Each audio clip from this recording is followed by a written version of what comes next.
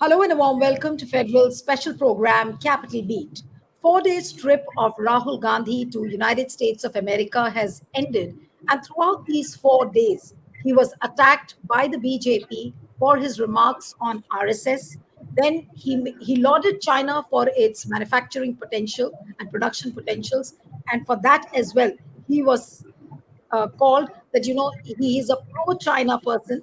Then he was attacked by the BJP for his comments on reservation, and the latest being before he was embarking on his trip back to India, there were his pictures with the U.S. Congress lawmakers like Barbara Lee, Ilhan Omar, and Khanna, where now Amit Malviya has tweeted that these are all anti-India voices, radical Islamist groups whom Rahul Gandhi has met. In fact, Amit Shah, in connection with reservation and otherwise generally on the trip, has said that he's a Deshdrohi. Not only Amit Shah, even Shivraj Singh Chauhan has called him a Deshdrohi. So the big question we are asking is that this trip to United States of America by Rahul Gandhi, what are the big takeaways in terms of political significance?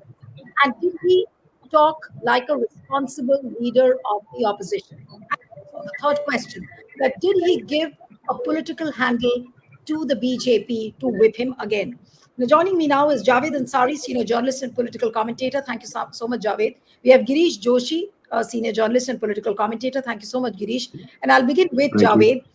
Uh, Javed, what would you really say to the barbs which are being hit at Rahul Gandhi by the BJP, and especially these latest pictures of Ilhan Omar, and they are so viral, and Amit Malviya saying that, now it seems that Rahul Gandhi is going all out against India by meeting people like Ilhan Omar, Khanna, and Barbara Lee. Ilhan Omar is not the only person, only senator Congresswoman that Rahul Gandhi met. She was in a group of five, in which of which there were two Indians, if not more. Certainly, they cannot be a part of any rabid Islamic anti-India movement, unless Mr. Amit Malviya has some inside information on those two gentlemen. Then it's a different question.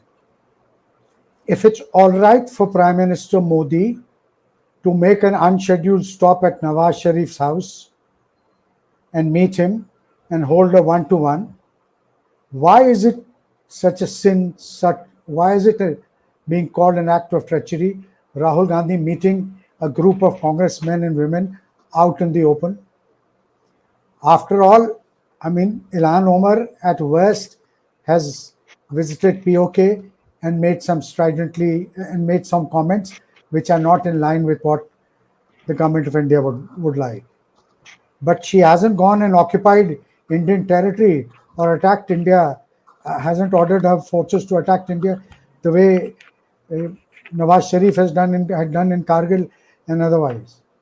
So if it's okay to dine and wine with Nawaz Sharif, it's okay to talk to Ilhan Omar. Talking to people, you talk to you only talk to people who you have a problem with. Otherwise, you converse, you meet them over drinks and dinner, and you talk to your friends. It's only people who you have differences with that you meet and discuss. And this was in a group. This was not some closed, secret one-to-one meeting. This was not the kind of meeting that Mr. Jaswant Singh used to have with Stope Talbot, where he used to do, when in the dead of night, he'd drive to Maryland and meet him, and the two would sit in the kitchen and have a sip wine and discuss issues of state. So, I don't see why so much of hue and cry. And it has certainly achieved one point. The kind of publicity that Rahul Gandhi's trip has generated, courtesy the BJP, the Congress would not have been, Congress, even if it had put all its might behind that, would never have been able to generate this kind of publicity. So as far as Rahul Gandhi is concerned, it's fine. He's clearly positioned the Congress party in sharp contrast to the BJP. His vision of India, the Congress vision of India, is very different from the vision of the BJP under Mr. Modi and Mr. Shah. And that's the message that he's carried home to the United States, to an audience which Mr. Modi had appropriated all for himself. Now there is a challenger. So I can understand why it hurts. and why they are acting this way. But and if Rahul Gandhi was talking, if what Rahul Gandhi was talking was all gibberish, if it was bunkam, then why are so many, the second most powerful man in India after Mr. Narendra Modi, why is he come out with all guns blazing? Shivraj Singh Chauhan, the new convert, uh, Piyush Goyal, who doesn't waste an opportunity to, sing praises of the powers that be. If they paid half of the attention they are paying to Rahul Gandhi, if they had paid to their jobs, India would be in a much better place. So, Javed, another question to you, and then I'll come to Girish, and Siddharth Sharma also joins us, political analyst. Thank you so much, Siddharth. I'll come to you a little later.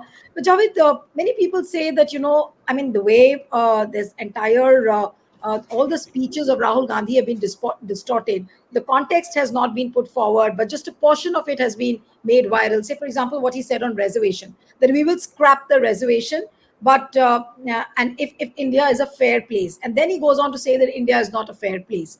Then again, whole lot of clarifications coming from Rahul Gandhi. Many people say that he could have chosen to he could have at least chosen his words carefully, the way he said it. Would you agree with this? I certainly agree. I certainly agree. He needs to be careful. He needs to be conscious and aware that there are hawks waiting in the wing. One misstep and they will. So leave no, be careful. Don't give people a chance to misconstrue, to create mischief, to try and distort what you're saying. Therefore, Rahul Gandhi, one thing that Rahul Gandhi needs to work on is he needs to go well prepared. He needs to be clear of what he wants to say and the words that he chooses. He is no longer a random leader. He is no longer one leader amongst many others. He is the leader of the opposition in India. And therefore, his interventions need to be substantive, and he needs to weigh every word before he speaks. Right. All right. Girish, I'll just take it forward from where Javed just stopped. That did he carefully choose the words? And many people who are saying that, he should have gone much better prepared. And do you think that he was behaving as a responsible leader of the opposition? I'm not talking about the issues which he raised. He raised all the valid issues. There is no two ways about it. He spoke about caste census. He spoke about reservation. He spoke about RSS.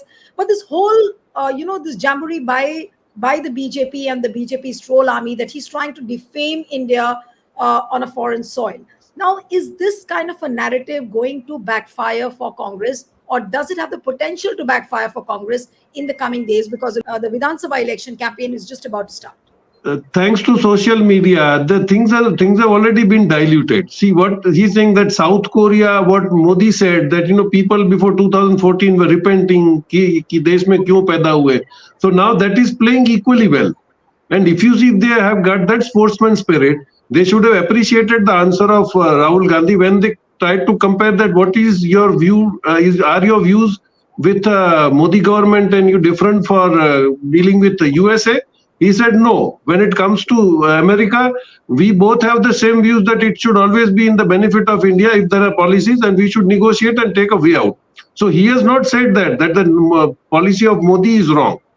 Now, whether it be Trump or he smartly walked away. Possibly when he is dealing inadvertently, when he is going there and answering, there might be some vested interest guys also who have tried to drag him. They have tried to pull him down in many of that issues like this. But he has smartly gone through. Possibly it might happen. But then always it is BJP's nature. So what we can, retaliate by asking. 2 days back, Adani Singapore company has signed a very big deal with Adani, and now they are coming into an advisory project company for all over India, looking after ports, airports, everything. Indirectly, you're bringing in China to look after all the management of our ports and reports. Is that not an anti-national thing?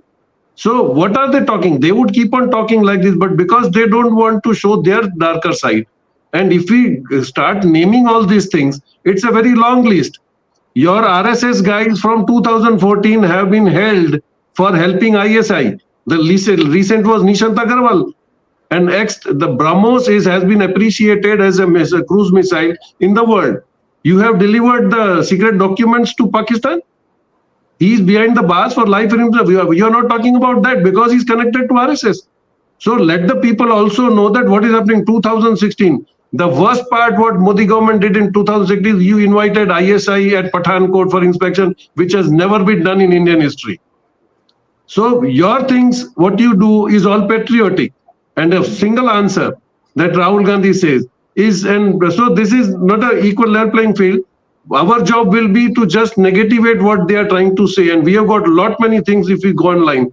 Even in Bhopal, ITI cell, whole BJP and RSS gang was held for spying for ISI. They were funding the terrorists. There were some names I can tell you is Dhruv Saxena, Balram Singh. What is happening to those stories? So these things will keep on happening. If they try to show them, there are a lot many things that even they have, but they will try the best. But I think now things are over. People are looking after everything. Moment something comes in the news, people open the social media and they just click in and they get the exact matter and the tube what YouTubers have to say. So let them speak like this. But one thing very smartly, you should appreciate what he did is he indirectly has supported Harris by saying that in India, as we feel the policy that women participation should increase, and they are always a very good decision maker because they also have sentimental values in the decision. This was a great message that he gave them, and things are as well. And even if you see their argument, that the debate that they had, let Trump team say anything, but Harris was dominating the show because he's in the end she said concluding that he has got past history and I have got history for the future what I am going to do for USA. So that is it and done. And these people are getting very annoyed just looking at the response that Rahul Gandhi is getting in USA. That is the main trouble thing that is BJP is facing. Right, Neil? Right. But, when he met the US lawmakers, after that, Rahul Gandhi had put out a tweet. I'll just read it for the viewers what he wrote after meeting these lawmakers, where he said that we had a meaningful discussion about our shared commitment to building a prosperous future and strengthening Indo US relationship. I'll come to you, Siddharth, now. Do you think by this tweet also, BJP has got rattled that, thinking that what happens if Kamala Harris wins and maybe if Congress starts building in a relationship? Are these also telltale signs of BJP's insecurity, uh, apart from the other issues on which Rahul Gandhi has commented? Yeah, Neelu, it's very obvious after June 4th Lok Sabha elections that BJP is pretty nervous after coming on those crutches. It's on 240 and they are on crutches. So being a nervous entity, I think it's normal for a nervous entity to come out with things blabbering which does not have any logic. I'll tell you how. We should understand that BJP has to understand that what is good for the goose is good for the gander. I think before me, the speakers have already said that how come if Rahul Gandhi is saying something about India in the US is wrong, how come the Prime Minister saying the same things when he goes to Korea or to China, that being born in India was considered unfortunate thing earlier, how come that is good? So that doesn't have any logic. I'll tell you how logic works. We should understand that society always supersedes national boundaries. For example, the viewers of Federal, many of the viewers of Federal, either their family or their cousins or their friends would be living in the US either with a green card holder or citizens of US. So, but please understand that once a week or maybe daily, people in India, their parents speak to them. If they have problems, they speak to their sons in the US. Now that son is a US citizen. So according to the BJP's logic, then they should not be speaking to their sons in the US because he's a US citizen. They should be speaking only to their neighbors who are Indians. Does it hold so? If it holds so, then how come the external affairs minister's son does not live in India? I think he lives in the US or the UK. So that external affairs minister is also a threat to Indian security as per the BJP's own logic. So it doesn't hold much water because the Prime Minister himself, what Mr. Rahul Gandhi said was an extension of the Prime Minister himself saying कि हम भारत में लोगों को कपड़े से पहचानते हैं. Now, if you take on that line, obviously people will speak about it. Let's understand another very important thing, that today, especially in the 21st century, especially in the last 10, 12 years after the social media boom, there is nothing, we are living in a global village. Nobody is insulated within their own country's background, boundaries. No geography stop them. Yesterday, Kamala Harris. I'm throwing this question to the BJP ecosystem. Yesterday, Kamala Harris and Mr. Trump, who are the presidential candidates for the US elections, for 90 minutes they sparred on a debate, and surprisingly, not once India was spoken about either by either of the two people. Japan was spoken about, Ukraine was spoken about, Russia was spoken about, hell, even Mexico was spoken about, but India was nowhere spoken about. So that is what BJP's ecosystem has given India in that Vishwagurudam that they have, in the delusion of Vishwagurudam. We know that the presidential election for 90 minutes, India was nowhere in the picture. I was listening to that. Now, people in India have also watched those programs. So we have to understand that we are living in a global village. It does not matter from where somebody speaks. What matters is the content of that person, what he is speaking. And I think just like BJP ecosystem and any Indian would be very happy if Kamala Harris, an Indian descendant, becomes the president of the US, or Mr. Rishi Sunak, who has whose father-in-law and the mother-in-law, incidentally, the mother Rishi Sunak's the former UK Prime Minister's mother-in-law is now an Indian parliamentarian. So if I can be proud of somebody being an Indian in foreign shores, how come I can have any problem or any offense of somebody speaking about India in the US, but that he was speaking in front of an Indian diaspora? Please understand, when Mr. Rahul Gandhi is tweeting about his interaction with the US lawmakers, please see the content is different. The content is about democracy. The content is about shared values. When Mr. Rahul Gandhi is speaking to the Indian diaspora there, his content is different because he is speaking in front of his family members. So just like my brother is living in California as a software engineer for the last 20 years and he has a green card holder, obviously if I have some problem in my home, I'll speak to my brother. Na? That does not mean that I'm speaking to a foreigner. I'm speaking to my brother. So I think BJP has tied itself in knots. It was bound to happen. BJP's ecosystem's logic doesn't work. It thinks that there are two laws in India. One law applies to everyone else, and there is another law which applies only to BJP. I think this selective amnesia has run its course, and everyone sees through this now. Right. But Javed, what do you think? How is the BJP? I mean, we've seen how the BJP's ecosystem has reacted in the last 3 days over all what Rahul Gandhi has said. But after he returns, do you think BJP is really going to use this narrative big time? Now, say for example, Amit Malviya's tweet. I was just reading this, where he has written that India's opposition leader meets Ilhan Omar in USA, a Pak-sponsored and anti-India voice, a radical Islamist, and an advocate of independent Kashmir. Then he goes on to say that, yes, that Congress is working against India and Congress is openly working against India. This is what he's been saying. Now, how is it going to backfire? And how do you think that the BJP ecosystem, will they ready their legal arsenal as well? Probably they could be ready with an FIR. They could be planning to send it. FIR on Because what? no. I'm just asking with the way the BJP works. So they haven't lodged any FIR, but could this be a possibility? Saying that he's a Deshdrohi, he's a traitor. So maybe some FIRs or something could be lodged. Do you see the possibility of that? This is not about FIRs. This is about political point scoring. Hmm. But tell me, somebody sitting in Jind or Rohtak or Sonipat, or does he even know who Ilhan Omar is? Hmm. Does he or she even know who Ilhan Omar is? I don't think so. They will continue. They will say in Kashmir, they will try and play this up, especially in Jammu, that this is anti-India people who've been batting for POK. He's meeting and trying to.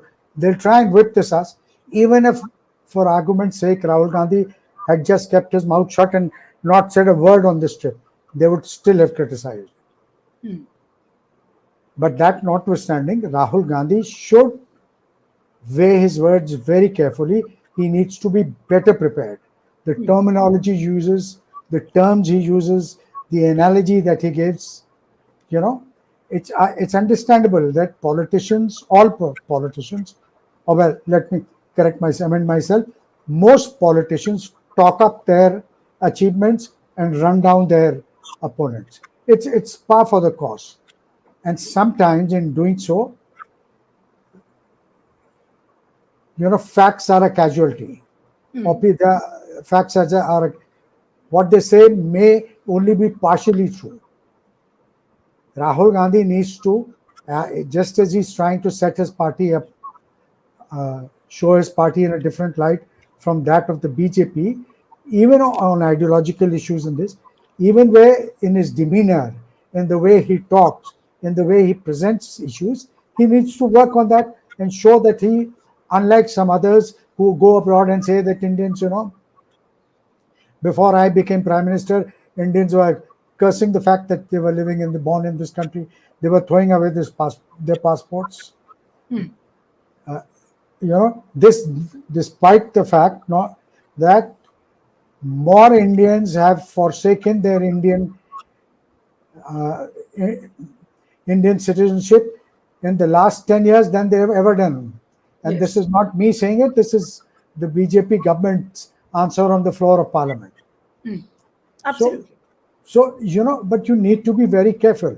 If I were in his place, this is what I would do. Certainly, this is what I would do. Right. So it's a give. I mean, it's a given thing that he has to weigh his words carefully. Now look at what Ravi Shankar Prasad said when Rahul Gandhi said that we will scrap reservation when India is a fair place. India is not a fair place. Tribals get 10 paisa out of 100. Dalits get 5 paisa out of 100, and OBCs also get a similar amount, and they are not getting participation. This is what he said. But for BJP, they ran it out of context. They just ran a clip where he said that we will scrap reservation. And the whole BJP army started saying that Rahul Gandhi is anti-reservation, Congress is anti-reservation. And look at what Ravi Shankar Prasad has responded to in an interview to PTI. He says that this was not an off the cuff remark. It was a well thought out strategy and conspiracy of Congress to scrap reservation. Congress is anti-reservation. Now, Girish, I want to ask you, the way BJP has put this out and distorted the whole narrative, what Rahul was talking about, do you think Rahul again here has given an opportunity to the BJP? That opportunity they will be able to encash, but where is the situation? This subject will not be that effective in Haryana and Jammu and Kashmir because there are a lot many other things that they will have to answer. So their position on the ground that we are looking at, even if they try to encash, and in all India what they say, Rahul Gandhi has got much more time to come and explain why he said that and what he said that. So immediate advantage if they are trying to take of it is not, that's going to misfire again. That is miscalculation, because where they are literally finding difficult to find the candidates in those two states, the gravest mistake now they will understand is they did not do Maharashtra and Bihar at that time. So these would have been effective in Maharashtra, more effective in Bihar. But now the states that, and the time that Rahul Gandhi gets for it to explain, and we are literally looking at it that people are now believing what Rahul Gandhi says when he comes and tells about it. So Jammu and Kashmir and Haryana, I don't think they'll be able to take much more advantage. And as Zahid Saab rightly said, that the top brasses are not talking in BJP about this. Only the small trifles that they have brought in, they are speaking. That means they also understand that speaking against Rahul Gandhi on such an issue is definitely going to damage their image. But the horses have been let loose by BJP, so anybody can speak anything. The main issue in Haryana is what is their answer to the ladies? What is the answer to the farmers? What is the answer to the foremen? What is happening? See, the worst part is now coming out is major boys have from Haryana and Punjab, which have been sent by government to Israel. That is the latest news. 5,000 boys sent for civil department work have been rejected by Israeli government. That they are not qualified. So you people are still sending our boys to die. That will be a bigger issue once Rahul comes back, and that will spark up within a day or two. They were supposed to send about 90,000 people. So you are still sending our boys. You cannot give them employment in India. So they are then giving them, it's a very high pay. But that doesn't mean they should go and die for some other nation. That is going to be a very big issue now. So let us see when once Rahul comes back, he'll be able to nurture the whole issue, I think. Right. But from the Congress's perspective, the concluding remarks I'll take from you, Siddharth, that Many people would say that probably Rahul still has to learn a lot. Did he behave as a responsible leader of the opposition during his US trip? Was he not cautious enough? Why didn't he weigh his words? Why did he give this opportunity to BJP to whip him again politically on various issues, whether it is RSS or the pro China stand which he took, or for that matter, even on reservation, meeting up with the US lawmakers? What would you say? That should Rahul Gandhi behave more responsibly? And should Congress be more careful of whenever he goes on a foreign soil? Yeah, Neelu, not just about Rahul Gandhi, but any public figure, even people like us who are right now on television, we should be aware and we should be cautious about what we are saying. So that applies to everyone. But if, as far as Rahul Gandhi is concerned, let us understand that BJP is so spooked by the opposition these days that even if Rahul Gandhi wears a t-shirt, they would come out hammer and tongs against him. Even if Arvind Kejriwal wears a chappal, BJP will come out hammer and tongs against them. Even if Mr. Stalin wears a mundu, BJP is going to come hammer and tongs against them. Even if Hemant Soren speaks about Dalits, BJP will come hammer and tongs against them. BJP needs, because BJP basically needs a distraction. Now I'll tell you how this will pan out. Let us understand that reservation is BJP's albatross around its neck. The BJP's core voter is anti-reservation. It is mostly of the upper middle class and the upper caste people. So the more BJP says that it is pro-reservation, more its core voters start dumping it. The problem is, counterweight, the other people who are pro-reservations are not going to come to BJP because that portion has already been taken over by the regional parties and to a large extent by Congress in these Lok Sabha elections. Before these Lok Sabha elections, Congress was also not seen as very pro-reservation because it did not have a clear-cut stand. But obviously, regional parties, be it DMK or be it RJD or Uttar Pradesh, all the regional parties have been very vocally pro-reservation. Congress was a bit ambivalent here, but Congress coming out clearly pro-reservation. Now the chasm, the division is very clear. The regional parties and the Congress represent reservation in India. BJP represents the non-reserved categories. The more BJP talks about it being pro-reservation, it will start falling between those two stools. Because BJP, let us understand, the BJP ecosystem today, even if they might be winning elections or losing elections, but around 25 to 30% of the vote share belongs to the BJP hardcore ecosystem. So I think right now BJP is in a very confused state. It does not know whether to go back to its conservative traditional line or to take the progressive or the reservation kind of line. I think BJP is in a, it's like a, BJP is right now, I come back, I repeatedly say this, that after June 4th, BJP, Mr. Modi coming on two crutches, BJP is like a cat on a hot tin roof. It cannot stand even for 1 second at one place. It will have to keep jumping somewhere or the other. It does not have any other option. Right, but one quick word from Girish. Girish, do you think that many Congress leaders have started saying that now we don't bother about the BJP propaganda because anyways it is going to backfire on them? So this is this kind of an attitude by Congress. Do you think that is correct? That we are not bothered about controversies. You keep on creating controversies. We are not bothered about the propaganda you unleash against Rahul Gandhi. Is this attitude by the Congress fine and all right, and it suits them perfectly?